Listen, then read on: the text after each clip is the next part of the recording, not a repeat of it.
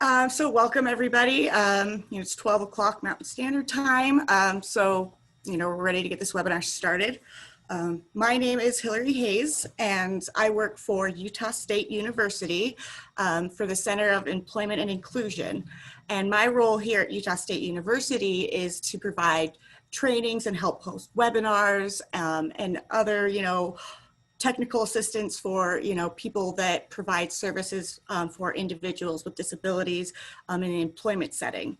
And we're able to provide these various trainings and webinars because Utah State University partnered with the Department of Workforce Services, and with their funding and assistance, we're able to provide all this great content. So just a couple things before we get started. Just going to go over some things with Zoom. Just keep your microphone muted throughout the webinar and hold all questions until the end. If you have any questions or comments throughout the training, please feel free to type them into the chat box, which you can see by pressing the little chat box button that's at the bottom of the screen.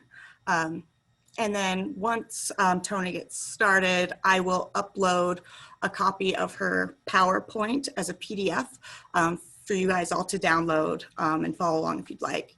And then also, because this is a grant-funded project, which funded by the Department of Workforce Services, Utah State Office of Rehabilitation, I'm required to collect data on what we do in regards to training. So at the end of the webinar, I'll post a link to an anonymous survey and I'll also email it out. So please take a couple of minutes after the webinar to fill that out. It helps us see how the training went, what you thought, and what trainings people want in the future. And then I'll also at the end upload a certificate of completion, so you can use those if you need continuing education hours. And then I will also post a link to our website. We have another webinar coming up November 24th that's going to be about accommodations and assistive technology. So you can see all of our trainings on our website, and we've also posted all of our previous webinars on our website so you guys can view those whenever you'd like. So now with that being said, I'm really excited to have Dr. Toni van Laarhoven to present today. So Toni is a professor in the Department of Special and Early Education at Northern Illinois University and is a board certified behavior analysis doctoral. So that being said, I'm going to turn the time over to Toni, and I'm really excited to learn more about behavioral supports in the workplace. All right. Well, welcome everyone. I'm so glad you're here. Let me start my presentation here.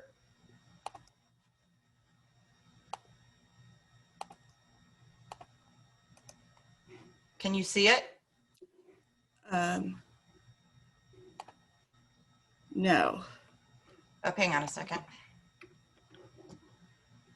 Get back.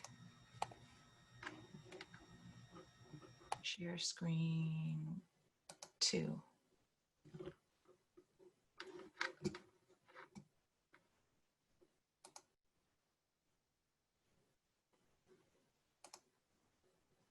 Can you see it now?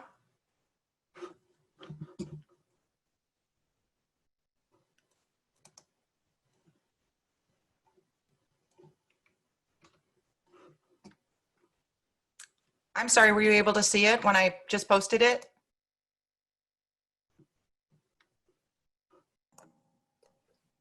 Nope, I can't see it.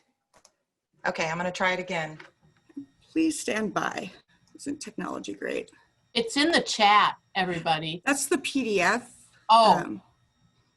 But Toni, worst case scenario. Oh, there we go. Now we can see your screen. Now we see it. Okay. Perfect. All right. Well, I want to also open up the chat box so I can see it. And I'll move it over to the side here. Okay. So as Hillary said, my name is Toni van Laarhoven. I've been working in the field pretty much my entire life. I am a co-guardian of an older sister who has significant support needs. So we try to take her out as much as we can. obviously she lives in a group home, but we haven't been able to take her out as much. We can go and visit her now, but we have to sit outside with masks on, but at least we still get to see her and have that sister connection.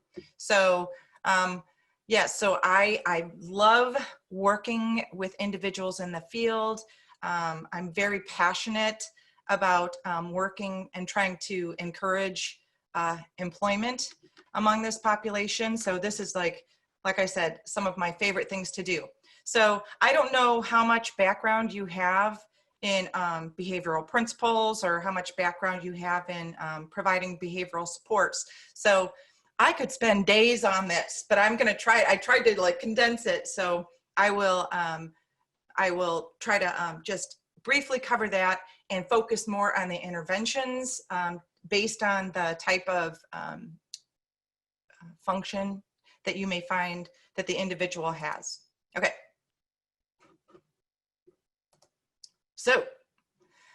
So you got this description, so I'm not going to spend a whole lot of time on it, but obviously we're going to be talking about behavioral supports that can be provided to improve outcomes in employment settings, right?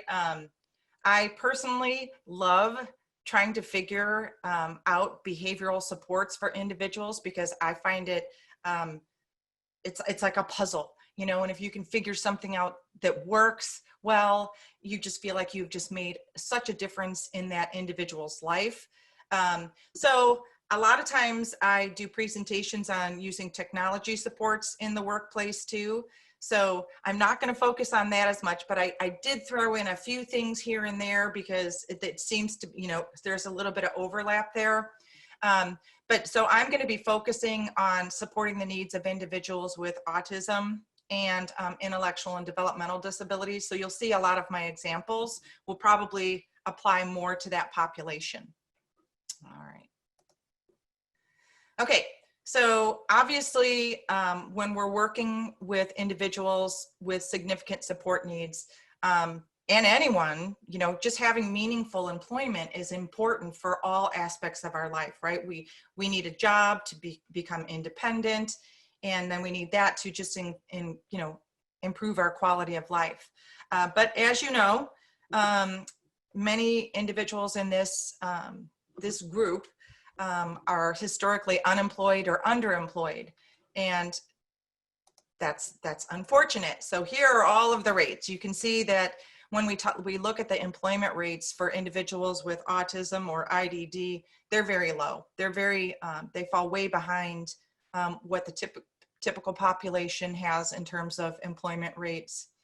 Also, they have lower employment rates than individuals who have more mild disabilities. So it's really, really, really important for us to try to find out what are the best ways that we can support this group so that they can obtain employment and maintain their employment, right? And behavioral issues are some of those things that cause the biggest problems. So when we look at, there's all kinds of barriers to employment, you know, it could be just transportation, it could be, you know, whatever, but some of the biggest barriers are inattention, some of those interpersonal social skills, or behavioral challenges.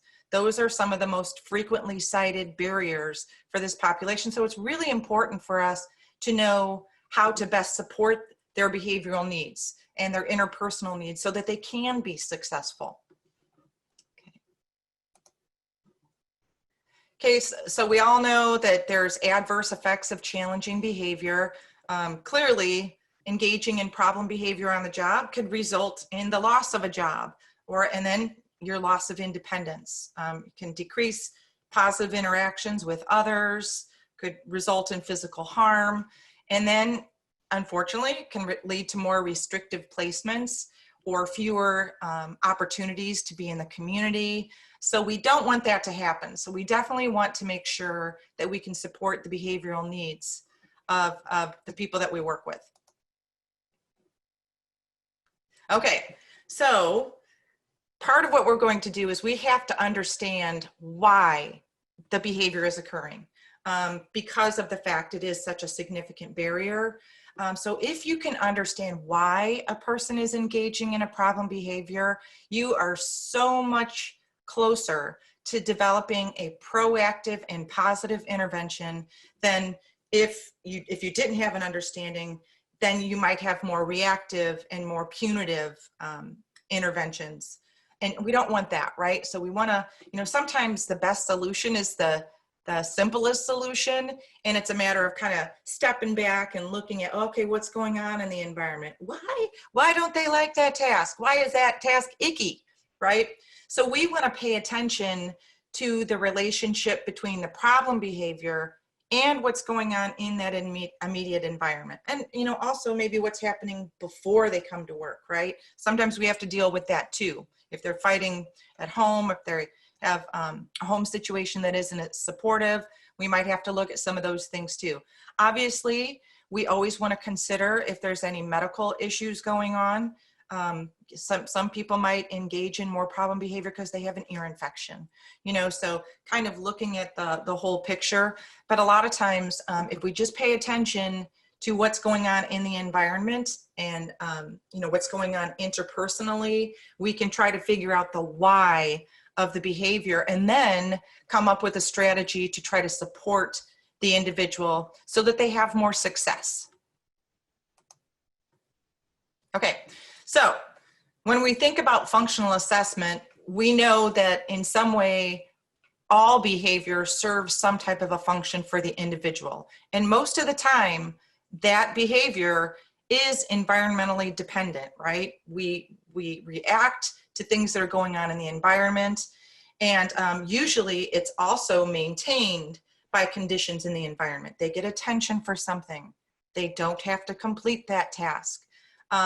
So if we can look at some of those things and look at it in terms of, well, you're doing this for a reason, right? We all do everything, all of our behavior there's a reason for it. So we want to identify those functions, okay? I'm not going to go through how to conduct full functional assessments, but if you understand, the philosophy, or if you understand some of these behavioral principles, then it's pretty easy. How many of you, just in your chat box, how many of you have had some training in behavioral interventions? Okay, I see a few people have. Okay, good. Okay, and if you haven't, don't worry about it. Some of this stuff is just common sense. So that tells me that I can kind of fly through here a little bit more. So I will continue on. Okay, so one of the things that we want to look at is thinking about providing behavioral supports as a more preventative strategy, right? We want to structure the environment to prevent some of these challenging behaviors or problem behaviors from developing or occurring, right? So if we focus on, okay, what are some environmental manipulations I can make that can help the person be more successful, that's probably the easiest thing to do. So we want to focus on structuring the environment to decrease the likelihood that the problem behaviors are going to occur, but we also want to structure that environment to where not only are we going to decrease some of those problem behaviors, but we're also going to try to increase some of those appropriate behaviors or try to identify some of those replacement behaviors, okay? All right. So we obviously want to do something before the behaviors become serious or require much more intensive interventions. But we also want to use those positive individualized interventions to interrupt and reduce problem behaviors. Okay, so quick overview of some of the behavioral functions. Okay, one of the functions is that we do a lot of things because we want to get something good, right? We want to obtain something. We want to get positive things in our environment. So that could be, we want to get, we may do things so that we can get attention, right? We might want smiles, hugs. We might want praise. We just might want people to look at us, right? But we also might engage in some challenging behavior to obtain objects or to gain access to different activities, like a preferred activity, food, something like that. So if we can identify okay, is this person engaging in this behavior to get attention from their coworkers? Are they trying to engage in this behavior because they want to get to all the food in the break room, you know, those objects or activities? But we also want to look at, there are some cases where some things may not be as obvious. And so sometimes it's in terms of we may engage in behaviors because it gives us some type of desirable internal stimulation, right? So you may see people daydreaming. How many of you work with individuals who do a lot of scripting, right? They'll be scripting and talking about, you know, giving all of the lines from their favorite movie and so on. Some people may engage in stereotypy, like rocking. That might be some way for them to obtain some type of stimulation. So we want to say, okay, well, what's going on here? All right, so I have just a few examples that kind of provide examples of what it might be. So here's an example of an individual who is at work, isn't getting very much attention, and when she's working independently, she likes to pop up and wander around, swear real loudly or laugh really loud so people can say, "What's going on, Carol?" That's what she wants, right? She wants people to pay attention to her, right? But she doesn't necessarily maybe know the best way to go about getting that attention. So that might be one of our strategies, one of our interventions is how can we teach her more appropriate ways instead of and waiting for somebody to look at her to say, okay, Carol, what are you laughing at? Okay, so that's an example where you might suspect that the individual is engaging in this behavior to gain attention. Okay, so here's another example, and we've probably all worked with individuals like that. They're gonna, as soon as they know that there is food in the break room and they want that food, they're gonna stop what they're doing. They're gonna run into that break room, and you may have a hard time getting them out of there. They just wanna keep eating and eating and eating until the food is gone, right? So we wanna say, we might need to kind of prevent that from happening. So in this case, more than likely, the reason why Joel is leaving his work area and getting angry is because he wants that food, right? So he's engaging in these behaviors because he wants that tangible, that all of that food. So if we understand that, then we can figure out a way to deal with it. So just to kind of give you an idea, so after I give an overview of the different functions of behavior, the rest of my presentation goes through like, okay, here are some general interventions. These will apply regardless of the function, right?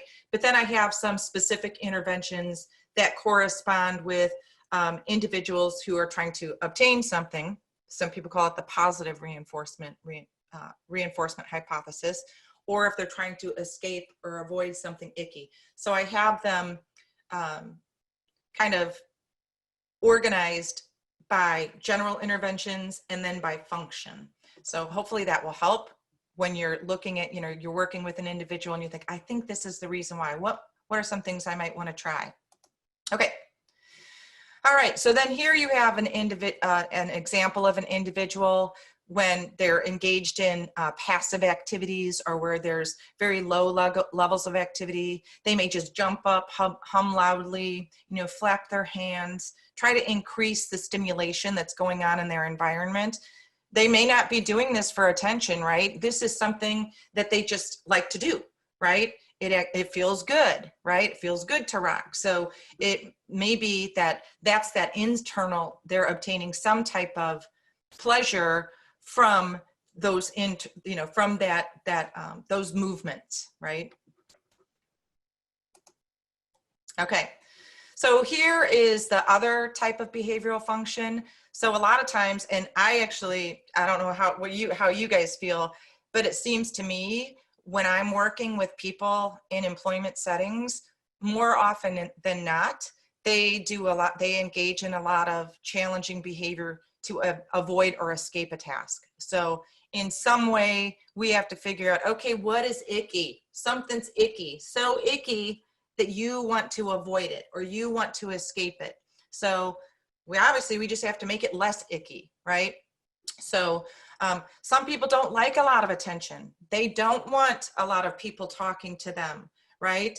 They may, you know, like be like, okay, there's too many people around. I don't like this at all. I don't want to be in the break room when other people are there, because I don't want that, that interaction. I don't want that attention. But in many cases, they're going to engage in some of that problem behavior because of the tasks or what's going on in the environment. Maybe it's too loud. Maybe it starts to get, you know, too busy and they start to, you know, get overwhelmed, or they might have some of that anxiety where it's just like, okay, I need to make this stop. And they're going to engage in some behaviors to try to decrease that anxiety, or we need to help them to find appropriate ways of decreasing that anxiety. How many of you admit that, do you ever procrastinate? Any of you procrastinate? You guys must be more on top of things than me.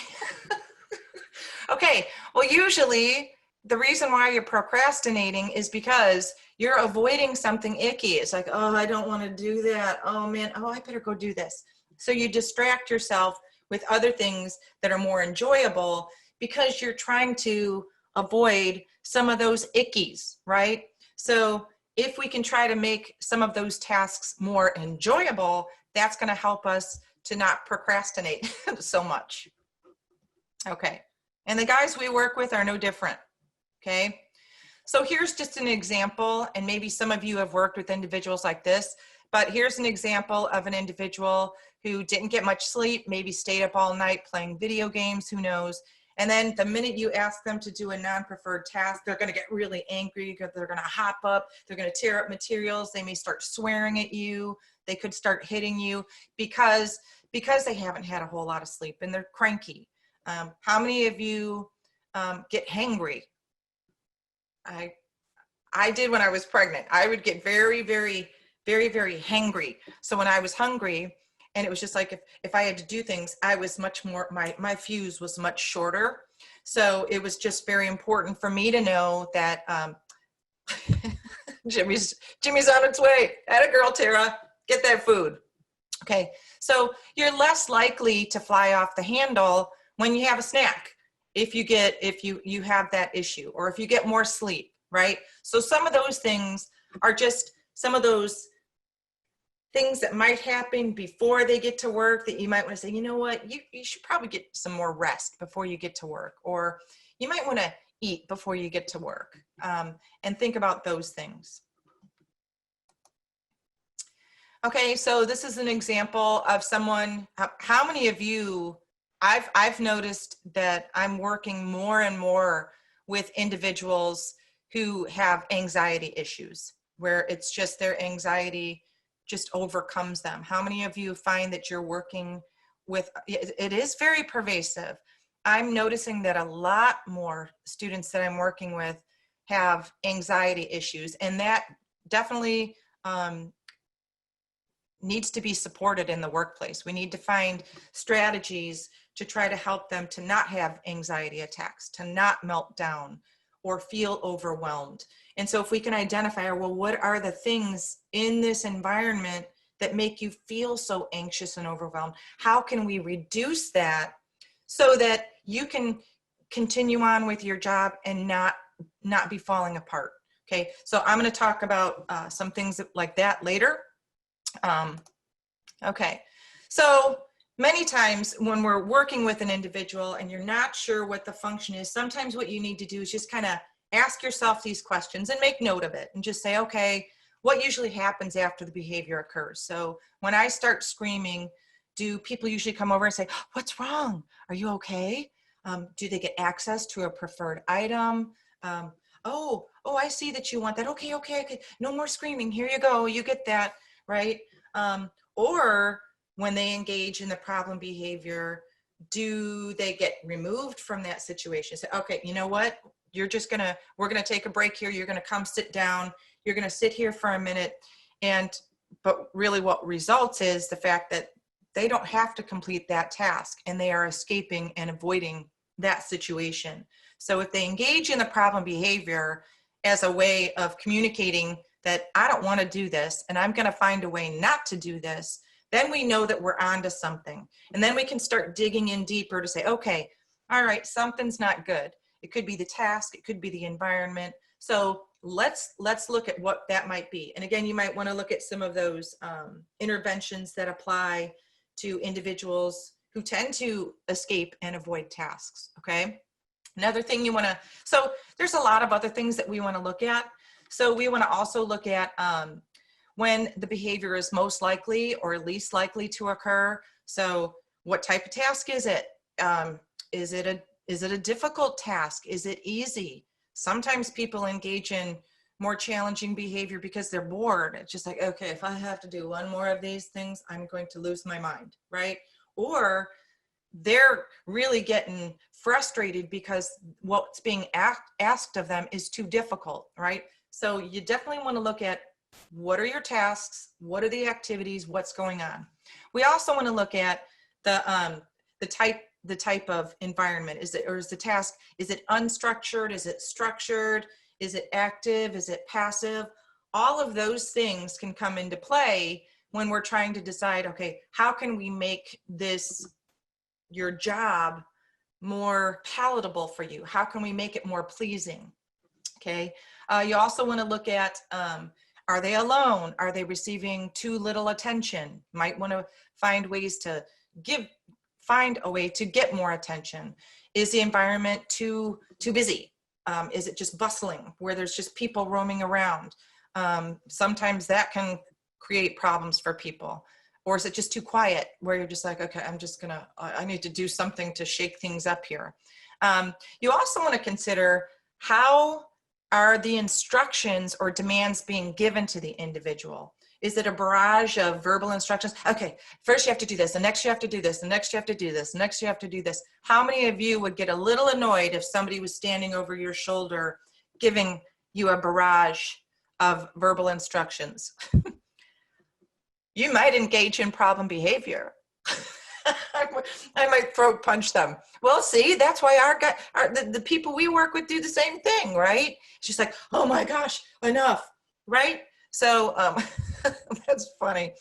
But, you know, we want to look at that too. I used to work with a young man, and when I was teaching in the classroom, I worked with a young man who had autism, and he had a one-to-one teaching assistant. And she meant well, but she was constantly saying, okay, first you need to do this. Next you have to do this. The next you do this. And his thing was, you could just see him just getting irritated. And he'd always reach up and grab her glasses and throw them. So she went through multiple pairs of glasses that year. And it was just like, okay, here's what I want you to do. I want you to give one verbal instruction, point to a visual, walk away. And guess what happened to his glasses breaking? It basically went away because so we can just, sometimes it's just a little adjustment in the environment that's going to help things. Okay, you also want to look at with whom is the behavior most likely or least likely to occur. It could be, so if somebody is trying to get the attention of someone, they may really, really like someone, and it doesn't matter how they're going to get their attention, they're going to get their attention. And it could be, you know, engaging in all kinds of, you know, obnoxious behaviors to be like, look at me, and it's because they really like them. Or they may engage in more problem behavior with a certain individual because they don't like them. They find it icky being with them. It could be, I had a young man who, for some reason, just despised the tone of voice of my speech and language therapist. Like when she would talk, you could just see him. He'd like get a claw and he'd want to scratch her. So there was something about her voice that really bothered him. So, you know, so we just had her, you know, change her tone of voice when she was talking to him. All right. So, and not that I'm telling you to do this, but this to me is one of the best questions that you can ask when you're trying to determine the function of the behavior. Is if you could do one or two things that you could almost guarantee that that behavior is going to occur, what would those things be? What would it be? And if you can hone in on that, you've just targeted something that you can probably manipulate because it's probably some type of an environmental variable that you can change, right? And if you can alter it, maybe you can prevent some of those behaviors from occurring. Okay, so again, this is going to help you to get down, hopefully get down at the why of the behavior. Obviously, there are all kinds of functional assessment tools that you can use to really hone in on, you know, the function of the behavior. But again, these are just your basic things that you can do without going through a whole functional assessment process. Okay. Okay, so when we're talking about functional assessment, you know, our main goal is to replace that problem behavior or challenging behavior with an appropriate behavior, right? They're doing this behavior for a reason, right? It may not be the best way to get what they want, right? So our best bet is to replace that problem behavior with something that is more appropriate so that they will still achieve that same consequence, right? They'll still get attention, they'll still get the object, they'll still get to escape or avoid the task, but in a much more palatable way, right? Okay, so that's where we want to, if we can identify that function, we can give them the same consequence for the appropriate behavior that they also received for that problem behavior. If you can figure that out, you are well on your way to making a real positive change, okay? And in some cases, you have to try to provide a stronger or more powerful reinforcer or consequence for that appropriate behavior, okay? I mean, I think about my sister. She used to just point at her crotch when she had to use the restroom, and that's not necessarily the nicest way to ask for something. And so we're like, okay, well, let's teach her to sign toilet, right? So when she had to use the restroom, you know, taught her to sign toilet. Well, if people weren't responding to toilet, maybe they didn't understand the sign for bathroom and they didn't respond, she reverted right back to pointing, you know, at her crotchal area to try to get somebody to assist her with going to the restroom. So you have to make sure that that reinforcer is stronger for the appropriate behavior than that problem behavior, okay? You also want to make it easier for the individual to obtain that consequence as a result of the appropriate behavior than the problem behavior. So, you know, real quick, we weren't going to teach her like, I want to go to the bathroom. We're not going to make her sign a whole thing. But we could also make it much easier for people who didn't understand sign. Give her a communication card. I need to go to the bathroom. Much easier, right? Much easier to point to that picture. Okay, so a lot of the things that I'm going to talk about are how we can modify or change the setting to promote some of these appropriate behaviors and reduce the likelihood of some of those problem behaviors. So I'm going to start flying right into some of these interventions. So here are a ton of them, right? This to me is key. So I'm going to just go over several general interventions that could, you know, go across functions. It's just, you want to anticipate those problems and structure the environment to prevent the occurrences of those problem behaviors, okay? So we have an example here where when the individual walks into their work site, maybe they're not ready to get to work and there's a little bit of downtime, they may start engaging in more problem behavior. I used to have a young man who liked to just, he'd roam around the perimeter of the room and he'd pick up absolutely everything, smell it and lick it. And so it's just like, okay, we need to get him busy so that there's no downtime for him to go around the room licking objects, okay? So you want to make sure that you have some of those preferred activities or objects as distractors so that you can prevent some of those behaviors from occurring. Okay. Another good one is just to use some of those antecedent cues. How many of you work with individuals who, once they get to engage in a preferred activity, they don't want to stop? Once they're on break, they don't want to leave the break room. How many of you run into that?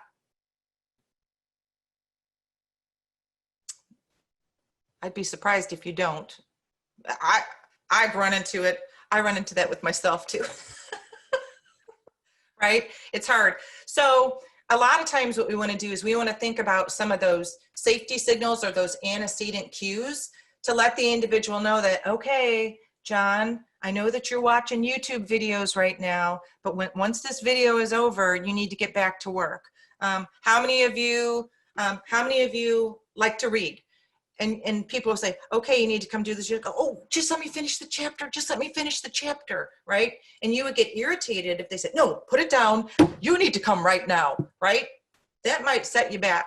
So anticipate that.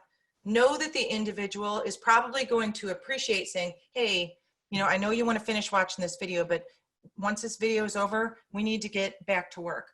You can also use, so I have like visuals down there, you know, even having like the visual clocks, countdown timers, watchminder, something that's haptic and can buzz to let the individual know that, okay, your time is almost over. So the visual timers are nice. You can also get them, you can get it as an app, you can get it as a watch, but they can visually see how much time they have left, you know, engaging with that activity. Okay, so those are really good things. Timers are your best friend. Okay, here's another one. And it's so simple, you know, alter the physical environment to prevent the behavior. So we have an example of a young man who frequently looks out the window, loves trucks, gets distracted by the truck. Ooh, there's a garbage truck. Ooh, there's this, right? Or they just like to people watch, right? So just turn him away from the window, right? Make his workstation so he's not near the window. Simple fix, right? So then we can keep him on task and engaged in what he's supposed to be doing. Okay. You also might want to just think about, okay, this is this issue. If we can alter the routine to prevent the behavior, that would be great. So here's an example of a young man who works at a restaurant and is totally in love with the tabletop trivia games, you know, where you can pay for things. And so every time he comes in, he wants to look at everybody's table to see, what are you doing? What are you doing on there? What are you ordering? And that can be creepy, right? That's a problem if you keep coming over or trying to touch all of, you know, trying to play the trivia games. So rather than having him enter work and come through the front of the building and walk through that area, we just ask, hey, is there any way that he can enter from the back? You just prevent that whole scenario entirely. Does that make sense? So I've actually done a lot of that with individuals. Sometimes if you can just find a different route to the way where they're getting to their job, that can, you know, stave off a lot of problems right there. Okay, so just, and like I said, that can be a simple fix. Okay, you could also just alter their schedule or their routine to try to prevent the behavior. I worked with a young lady who worked at a hair salon who, in addition to having intellectual disabilities, she also had schizophrenia. So she had a dual diagnosis. And so she would often, you know, talk to her friends. But one of the things that she did is she would just like stop and stare at people who were getting their hair done, and she'd forget what she was doing. You know, so it was just like, you know, instead of having somebody say, okay, keep moving, we just said, tell you what, you need to keep moving. And when you're on your break, you can watch the haircuts, but you need to sit in the hair drying station. So she knew that she loved watching what people were doing. So she would just, on her break, she would just sit in the dryers and watch people's haircuts. And then it wasn't like she's standing in the middle, you know, and creeping out customers. So a simple change in her routine or her schedule, give her a way to still engage in the activities that she likes to do, but in a more appropriate way. Okay. You can also just alter the materials used. So here's an example is of an individual who has to sanitize different work areas and tends to like to squirt people with her love potion. And so, or she likes to just, she loves squirt bottles. So she just repeatedly squirts in one area. So instead of giving her a squirt bottle, you just give her a bucket and a rag. So now she's not squirting people and, you know, finding it funny, or she's not spending so much time just wanting to squirt that spray bottle.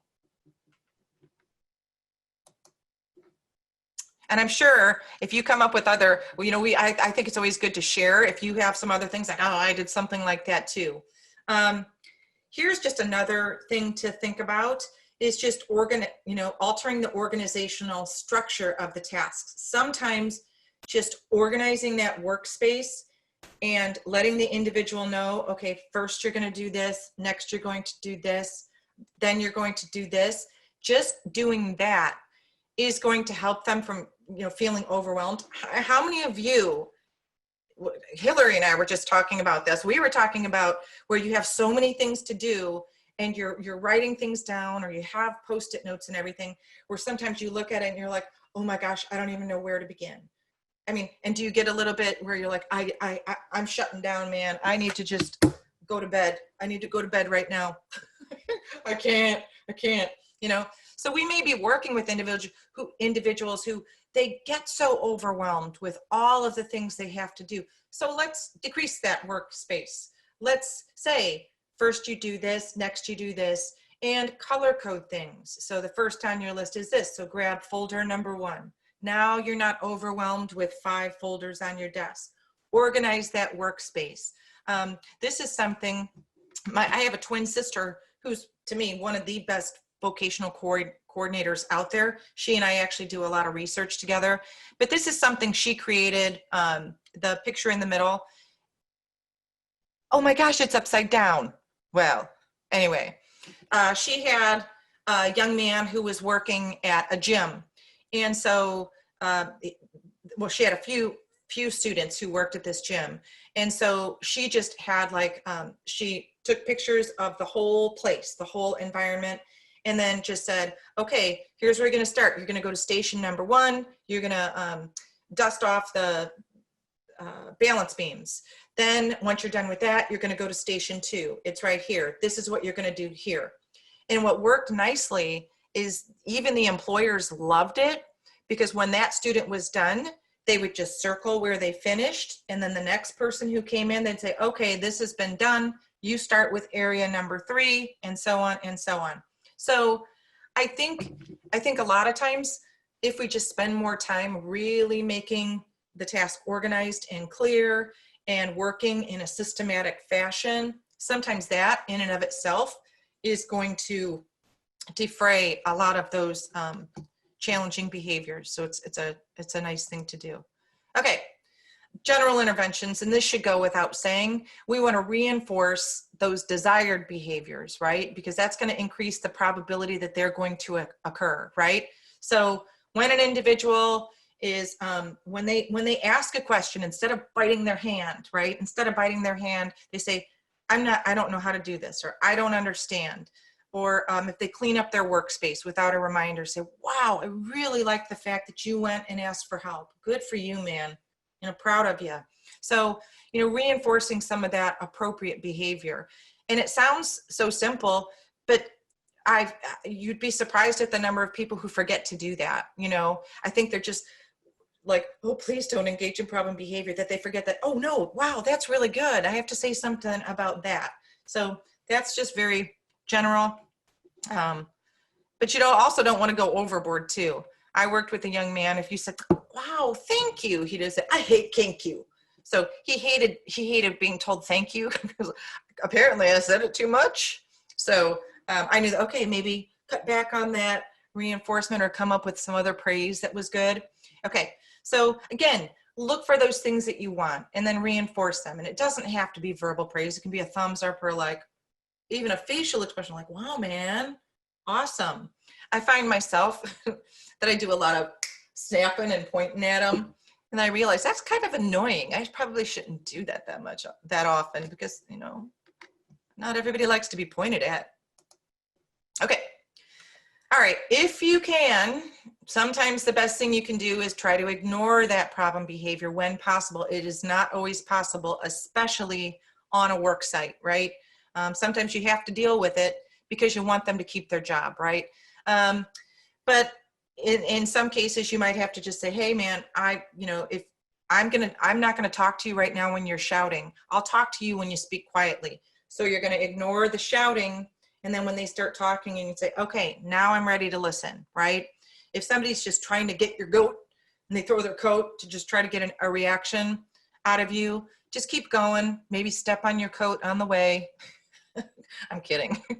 But you don't want to draw attention to it because that's what they want. They want to get that rise out of you. Some things you can't ignore. Okay. Another critical thing, just giving those appropriate directions and requests. Sometimes it's just the best bet is to just short, simple, to the point. Here's what you need to do. So you also have to match your directions to the cognitive or the developmental level of the individual so that they can understand. I think building in visuals or even using some modeling is good. Come sit in this chair instead of take a seat, right?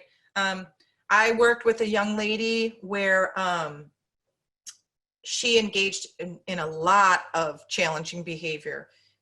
I came into as a behavior consultant, but she was one of those, if anybody asked her to do anything, her first reaction was to charge you, put her hands in your hair, twist and yank your head down and pull you around by your head, right? Well, that's a problem.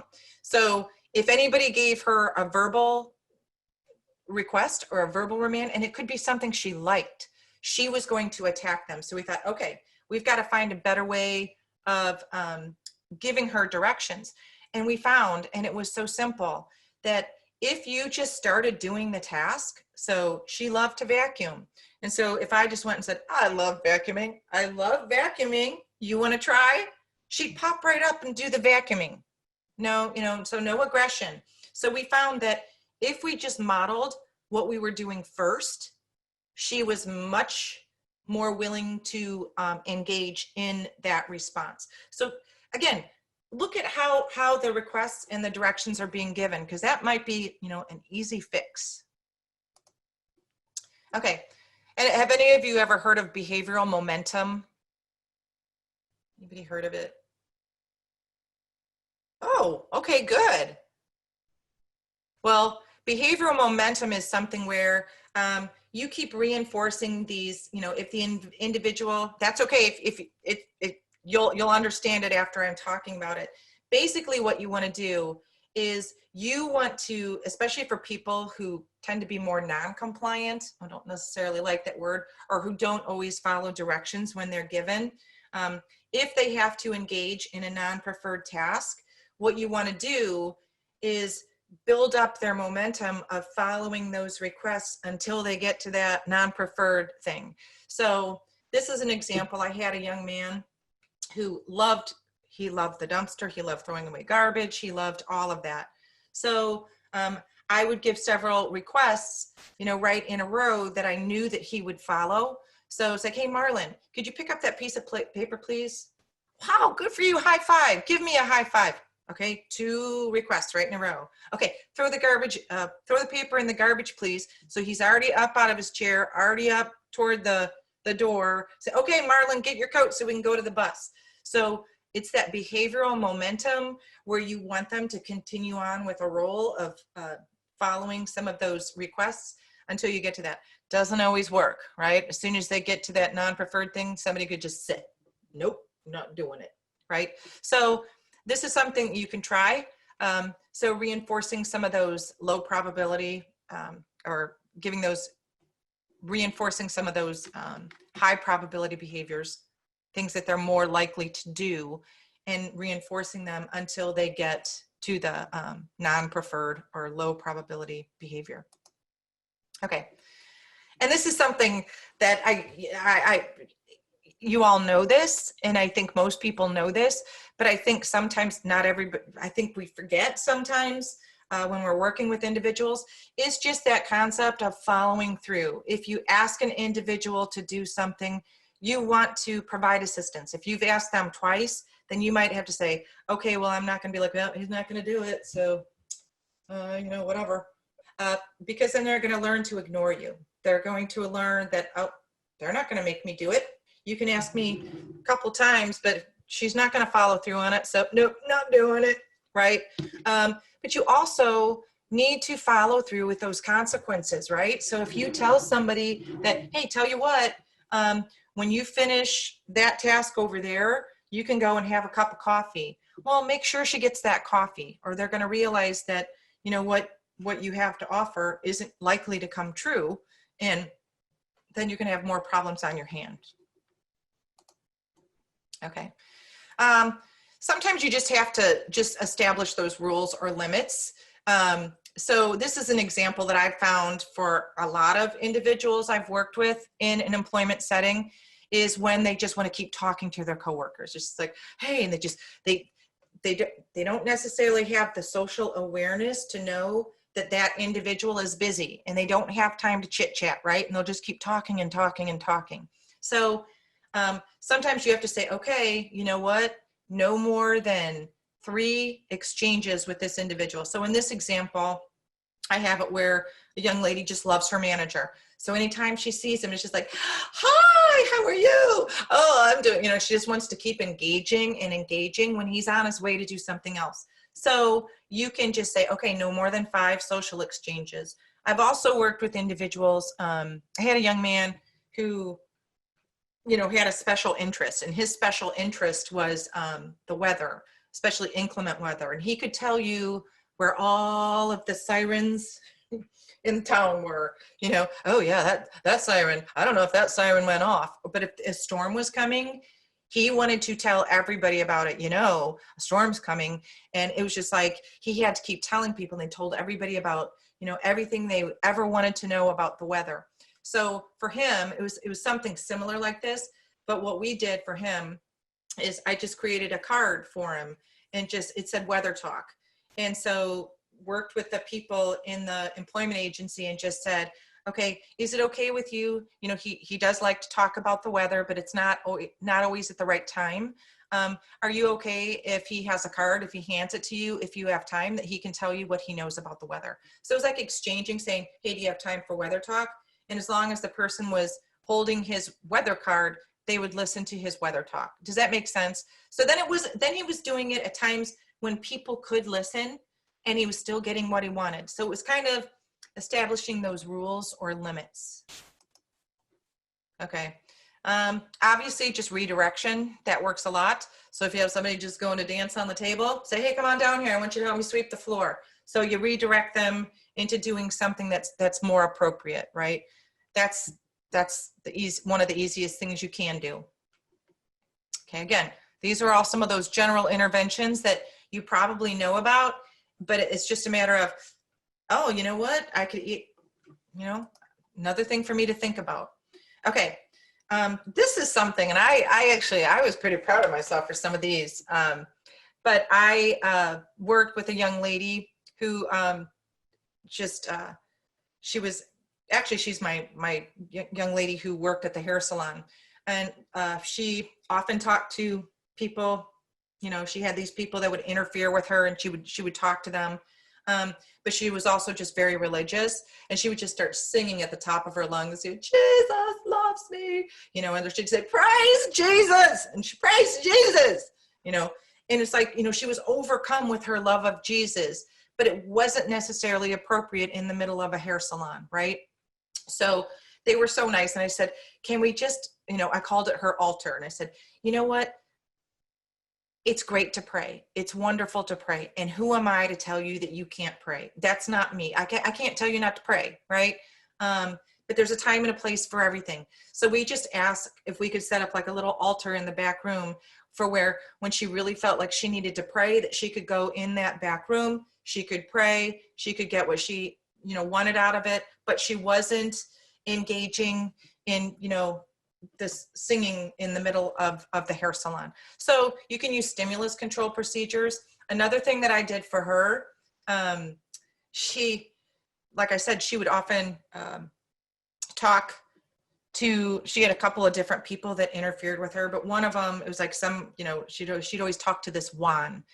And so Juan, she loved Juan, and she would just say things like, you know, I love you, Juan, I love you. I want to have sex, you know, and I'm just like, okay, we can't be talking to Juan, talking about wanting to have sex with him in the middle of work. So I just created a button, and it just said no Juan. So I put Juan, and I put a line through it. And so if she started like getting distracted by talking to Juan, I would just point on my, you know, like where my button was, and she's like, oh, yeah. And she would touch it like, oh, no Juan. Okay. So you can try to come up with things like that. Teaching social skills. Sometimes that's one of the easiest things that we can do, because social skills are what are, you know, some of those soft skills are the things that are going to make or break your employment.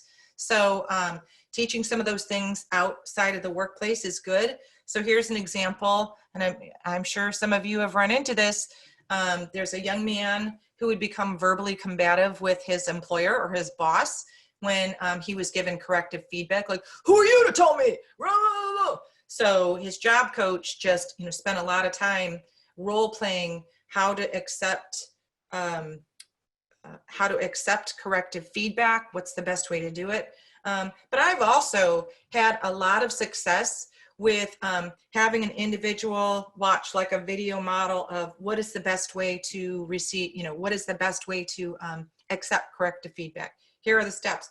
Or actually video recording them and having them look at it and evaluate it and say, well, you did a really nice job saying, oh, I understand what you're saying, giving eye contact, you know, you didn't, you know, get all mad and get in an aggressive posture, but actually having them evaluate their own performance too. So that's a really strong thing. But I also think it's important for them to try to practice the social skills in the work setting, because you might have that problem with generalization. Excuse me. Okay, self-monitoring and just self-evaluations. That's something that is a great thing to use. A lot of times you can work with individuals who just get distracted and they're watching what all the customers are doing, and they're not really doing what they're supposed to be doing. So you could get something like a watchminder, or in this example, just set like an app that would just do like a haptic buzz or a vibrate every 5 minutes. And when it would buzz, it'd be like, am I on task or am I off task? And then it would just kind of have her go get kind of like, oh yeah, I need to get back to work. So things like that, self-monitoring, you know, am I working, am I not working, is a good thing to do. But it's also a good idea to have the individual kind of self-evaluate, like even the quality of what they're doing. You know, how well did you do with this? Was everything put away? Is everything done like this? So that you can try to get them to be more self-aware of what they're doing. So there's all different kinds of technology supports that you can do to try to encourage that too. Okay, so now I am getting into some of the intervention. Oh my goodness, we're running out of time. I'll try to go really fast. Okay, so I'm just gonna fly through here. So sometimes you can have interventions for people who want attention or objects, teach them an appropriate behavior that gives them more reinforcement than the problem behavior. You can read these examples later.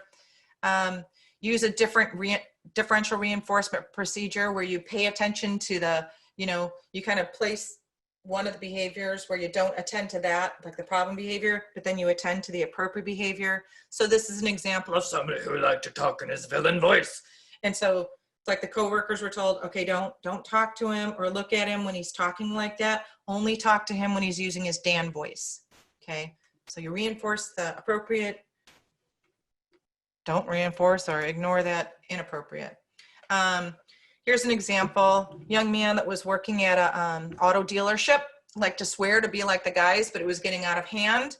So we're just like, okay, tell you what, I know that everybody swears here, but tell you what, you can have no more than 10 swears. So you just start out where they are, no more than 10 swears, and then you reinforce them for, you know, you get a pop. If you can go for 10 or fewer, then the next week it might be 8 or fewer, 6 or fewer, and so on, until you can get that behavior into a socially acceptable range. Okay, use the same reinforcer for the problem behavior to reinforce the appropriate behavior. So here's an example of that Samantha who wanted to talk with her boss. Okay, if Samantha could earn lunchtime with her manager when she had 5 or fewer social exchanges with him for 5 consecutive days. Like, well done, you followed the rules, so now you get uninterrupted time with Dan, right? So you get the idea. Okay, obviously teaching the individual to request attention appropriately. Can we chat instead of yelling? Appropriate ways to get an object, you know, pointing to a picture instead of climbing to get it. Just sometimes reinforcing other people, you know, reinforcing other people. Say, Hillary, you do such a nice job with that. I am so proud of you, the way that you run these Zoom meetings. I think Selena could do that too. Because sometimes they say, oh, they're getting reinforced for that. I might want to too. Okay, so now we are on to some of the interventions that you can use for people who engage in behavior to escape or avoid the tasks. These are so simple, and sometimes just doing these things is what's going to change everything. Sometimes it just is a matter of changing the tasks, right? Make them more interesting. Just let them complete part of the task, then the full task. Let them do the things that they enjoy, and then you can start adding in those things that they don't enjoy. Interspersing easy with difficult tasks, right? So they don't get overwhelmed. Change the peers. Have them working aside people where they're more apt to, you know, show more appropriate behaviors. Change the task requirements, right? Give them more time. Give them more time to complete a task, or reduce the number of tasks that they need. I don't know about you, but I get very flustered if I feel like somebody's hurrying me. And, you know, sometimes, you know, you'll get irritated, but also it's not good for you. So just kind of calm down and then kind of reduce some of those requirements. And then as they become more proficient, start to require more. Okay. Altering the staff's behavior. Again, we talked about giving positive directions, giving reinforcement. Sometimes it's a matter of just providing additional training, right? If they're constantly trying to escape or avoid a task, it might be because it's too difficult. So take time away, give them time to practice that, right? So here's an example of a young man who had to fold napkins in all these fancy folds for an assisted living place. And if it started falling over, he'd get really upset, bite himself, and then, you know, destroy the work area. So just, you know, taught him how to do it, gave him a video model and said, okay, just practice this on your own. And that in and of itself changed that, because now he knew what to do. Okay, give the person an opportunity to make choices. So here's just a few things, if you can do so. Give them a choice of the type of task. Do you want to clear the dishes or empty the trash cans? Order of the task. Do you want to fold the pizza boxes or refill a salad bar, right? The type of reinforcer. The peers, who do you want to work with today? What kind of materials do you want to use? Levels of assistance. Do you want me to, you know, do you want some help right now, or do you want me to come back, right? Just give them that choice. That can make a world of difference. Okay. Just reinforcing approximations of the appropriate response, right? The closer they get to that, the terminal expectations, the better they are, right? So it's just like, okay, wow, man, you folded 10 napkins today. That's awesome, right? Wow, you're really working on that sink, and I love the fact that you're scrubbing on those spots. So keep reinforcing the little bits that they do to keep them moving. Okay, I'm sorry, I'm gonna keep flying through here. This is the interpreter. I have another assignment at 1:15. I was told it was an hour. How much longer do you think this is gonna go? I'll try to fly right through. If you need to go, Yeah, I think the person that needed the interpreter is also logged off. So. Okay. All right. Sorry about that. No, thank you, Julie. Okay. Bye-bye. Okay. So other things that you can do is just to add antecedent cues, visual supports, prompts, just to help the individual be more successful. Here, I'll show you how to do one, then you do one. You clean 3 plates and I'll clean 3 plates. So just give them a little bit more support. Teach the individual an appropriate way to request assistance, a break, a way to end the activity, or to request an alternative activity or task, right? So it could be as simple as showing a break, please. Using Grandma's Law or the Premack principle. If you do this, then you get this. If you eat your vegetables, then you get your dessert, right? So it's a simple of if then, right? If you do this, then you'll get this. Embed preferred activities within the non-preferred activity, right? So turning music on when they're doing something they don't necessarily like. Personally, when I'm cleaning, I like to crank my music, right? Or folding towels, watching some TV, or something else that's at the job, okay? Now I just want to talk, and I'll fly through this too. Sometimes we're working with individuals who have more of an internal response. They want to either they're getting something out of the things that they do. Sometimes they engage in these behaviors to either increase their stimulation or to decrease their stimulation, right? So for increasing stimulation, you may have somebody who does more of the scripting, or somebody who engages in stereotypy. So you want to try to make materials available, during downtime, increase active movements, present novel things, redirect them to work in an activity. And then you might have people who need to decrease their stimulation, right? They get overwhelmed with what's going on. So make sure you try to find a quiet area, give the individual an opportunity to engage in some of those calming tasks. And my sister actually works with it's not her real name. My sister works with a young lady who works at a ceramic painting shop.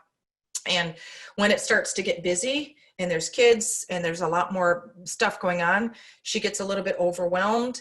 And so she's got an arrangement with her boss that, okay, when I'm feeling this way, I'm going to go paint, I'm going to go wash paintbrushes. And her boss is like, yep, have at it. So it's better than having a full-blown panic attack. They just have that arrangement. When I'm feeling overwhelmed, I'm going to still work, but I'm going to do something that's calming to me. I'm going to go in the back room and clean my paintbrushes. Okay. Schedule breaks and teach the individual to request activities. Okay. So if it's something that's passive, give them something that's active afterwards. So you want to kind of alter those things and change the schedule a little bit. Okay, obviously, people who have anxiety, they need to have that predictability. It helps for everyone. I like predictability. So make sure that they have an idea of this is what you have to do. So this is the first task. When you're done, put it in your done pile. Go to the next, right? Could be a checklist. This is the first thing I do. This is the next thing I do. Okay, that can make a world of difference. Okay, so in summary, okay, some of the things we want to do is just change those environmental conditions. Again, we want to think in terms of replacing the challenging behavior with a more appropriate behavior. And then just think of it as an ongoing thing where you want to match the intervention to the function and to the individual person, right? And I think that's pretty much it. I am done, and I'm sorry that I went over. Are there any questions? Sorry, I flew through there.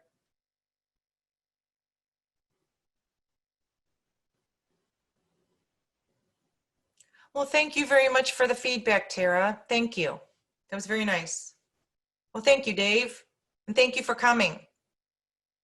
And if you ever want to reach out, you have my email there, or you can contact Hillary.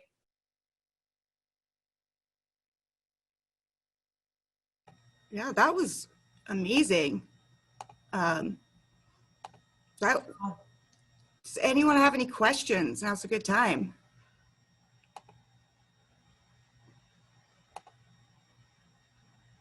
So in the chat box, I'm going to upload the certificate of completion again. And then I'll type in a link to the anonymous survey and our website. And I'll be uploading a copy of this webinar in the next day or so. And I love that you mentioned video modeling too. We actually have a webinar all about video modeling. Awesome. I love it. Yeah. And I love the tone of voice example you used. I had a client who had a job coach who had a beard and she hated beards. So we had him wear one of those beard hair nets when he was job coaching. Yeah. Well, thank you so much for the feedback, everyone. I really appreciate it. And thank you for coming, and feel free to share. And I actually cut out some other examples because I knew it was going to be too long, and I still went too long. So anyway. I occasionally do that when I train as well. I have too many examples. Well, I hope you can use some of this information and take it right with you into the field. That's what we're hoping for. So thank you for coming and thank you for the feedback. And, you know, part of my job is to provide technical assistance to, you know, individuals that are encountering maybe some barriers, or they're having a hard time with one of their, you know, support employees. So you can always email me and ask for advice or ask questions. There you go. And Hillary's awesome. Take her up on it.